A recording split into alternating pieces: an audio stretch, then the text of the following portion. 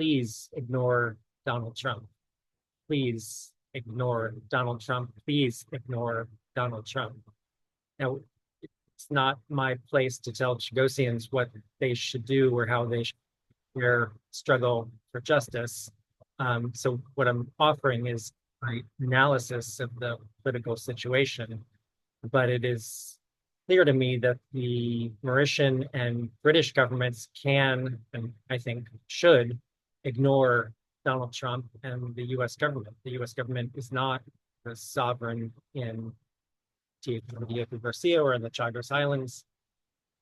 It is clear that the Mauritian and British governments can, and again, I think should, finalize the deal that, while deeply imperfect, would be a step forward for the decolonization movement, for democracy, for the rule of international law.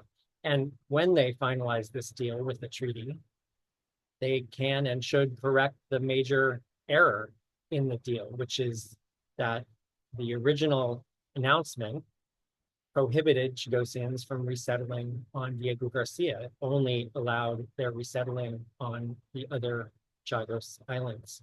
This is an error that can and should be corrected in the final deal.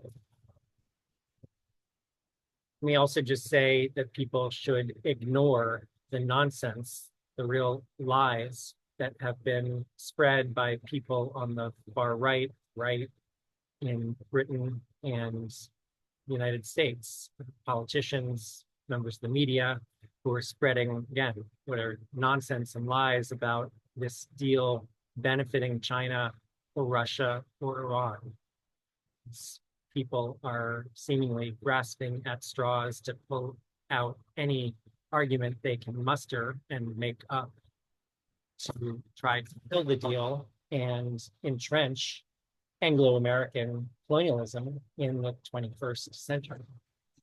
And with that, let me just conclude that by saying that at this moment, when we see Donald Trump embracing old school colonialism from Gaza to the Panama Canal Zone to Greenland and beyond, that this is a moment where a deal and the finalization of the deal for the Chagos Islands would be a real step forward for the rule of international law, for the decolonization movement, and for democracy, which is, again, to say, please ignore Donald Trump.